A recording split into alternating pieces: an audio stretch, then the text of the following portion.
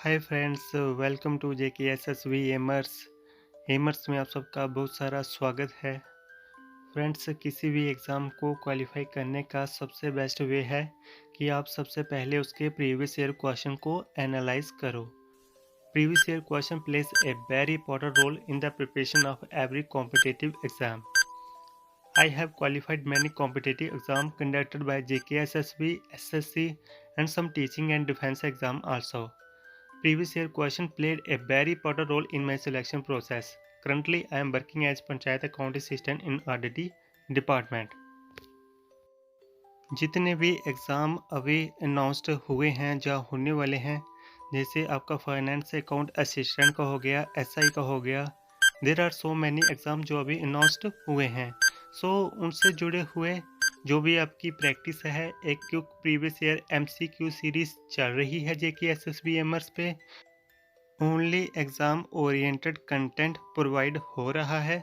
आप play list में जाके देख सकते हैं। अलग अलग सब्जेक्ट के MCQ डिस्कस हो रहे हैं, साइंस के हो रहे हैं, कंप्यूटर्स के हो रहे हैं, JNK GK के हो रहे हैं। आप प्ले लिस्ट में जाके देख सकते हैं। आज का जो सेशन है वो एग्जामिनेशन पॉइंट ऑफ व्यू से बहुत ही ज़्यादा इम्पोर्टेंट है। आज हम करने वाले हैं disease part second. Part first already upload हो चुका है, आप प्ले लिस्ट में जाके देख सकते हैं। So let's move to our first question. और प्लीज़ सब्सक्राइब कर दें, लाइक कर दें एमर्स को।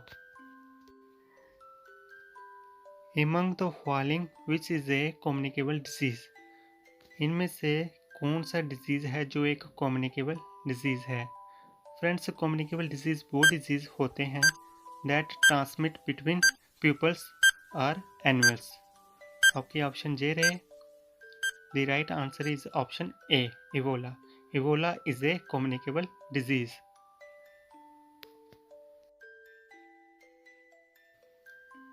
So let's move to next question. Which communicable disease among these is caused by bacteria? इनमें से कौन सा डिजीज है जो बैक्टीरिया से होता है? ऑप्शन देख लेते हैं। स्कर्वी हो गया विटामिन की कमी से, kala azar and malaria are caused by protozoa. The right answer is option D, cholera. Cholera is a disease caused by bacteria. What is the causative organism for typhoid? Typhoid कौन सा डिजीज है? Option देख लेते हैं। Bacterial disease है, protozoa disease है, fungus है, virus है।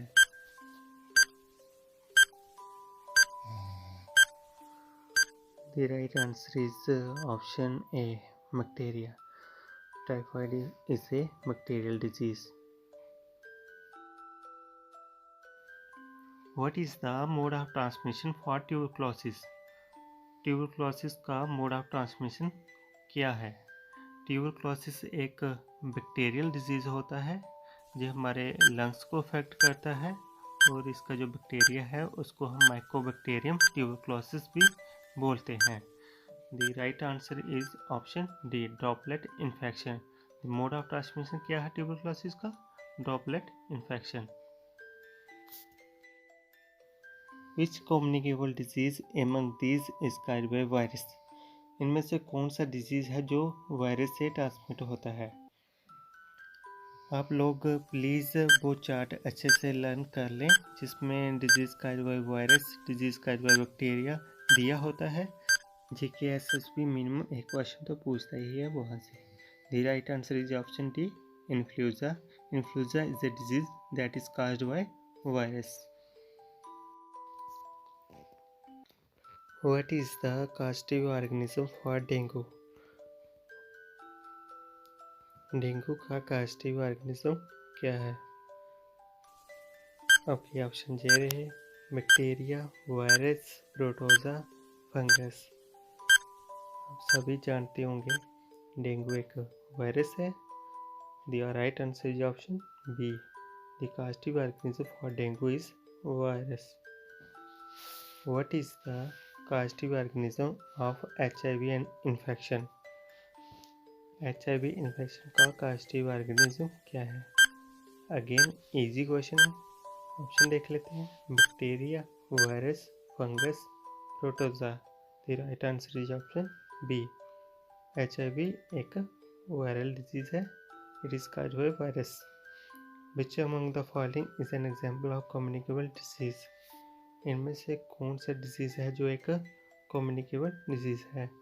आपको पहले भी बताया है, कम्युनिकेबल डिजीज वो डिजीज होते हैं जो ट्रांसमिट होते हैं बिटवीन पीपल्स और animals. The right answer is option A, measles. Measles is a communicable disease. Which of the following is an example of respiratory borne communicable disease? इनमें से कौन सा डिजीज है जो एक रेस्पिरेटरी बोन कम्युनिकेबल डिजीज है। Respiratory borne communicable disease वो disease होते हैं जो हमारे रेस्पिरेटरी सिस्टम को अफेक्ट करते हैं। जैसे आपका ये कोविड-19 हो गया, ये कोरोना वायरस जो है हमारे रेस्पिरेटरी सिस्टम को अफेक्ट करता है। The right answer is option B, measles is a respiratory borne communicable disease. ये हमारे रेस्पिरेटरी सिस्टम को अफेक्ट करता है। Let's move to our next question. Which of the following is the causative agent of the disease kala azar. पहले भी आपको बता चुका हूँ। The right answer is option C, protozoa. The causative agent of the disease kala azar is protozoa. Which of the following is an example of endocrine disease?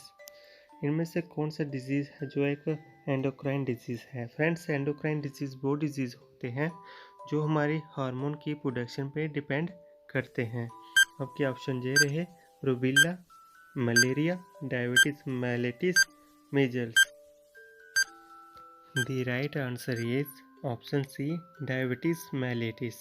ये एक condition होती है जब हमारी बॉडी इनफ क्वांटिटी में हार्मोन इंसुलिन को produce नहीं करती है, जिससे शुगर लेवल हाई हो जाता है। ठीक है, so let's move to our next question. Which type of disease is poliomyelitis. Poliomyelitis कौन सा डिजीज है। आपके ऑप्शन ये रहे, viral disease, fungal disease, bacterial disease, protozoa disease.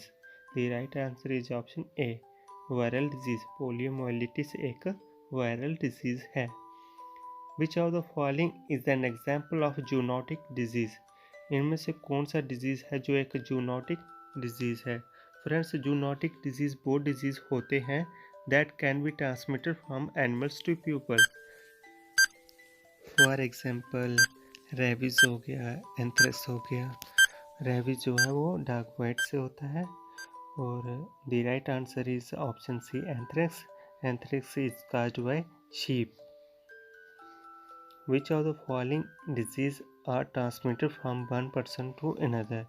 इनमें से कौन से डिजीज हैं जो ट्रांसमिट होते हैं from one person to another. आपके ऑप्शन ये रहे, इनमें से AIDS, hepatitis, syphilis. The right answer is option C, 1, 3rd and 4th. These are the diseases that are transmitted from one person to another.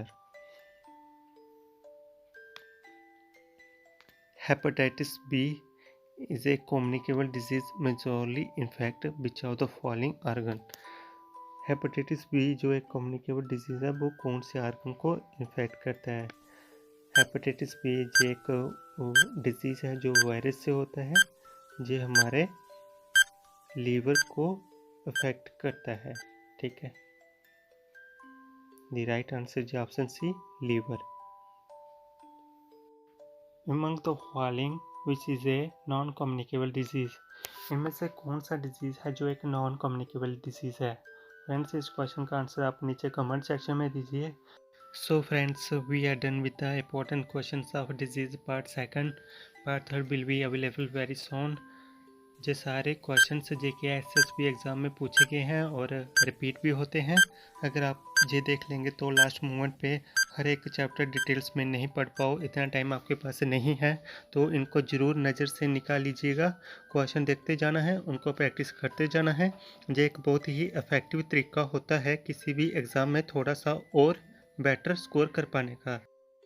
और अगर आपने पहले से चैप्टर भी तैयार किए हैं तो ये आपके लिए क्विक रिवीजन का भी काम करेगा। वीडियो को लाइक करें, सब्सक्राइब करें और कमेंट करें। Thanks for watching.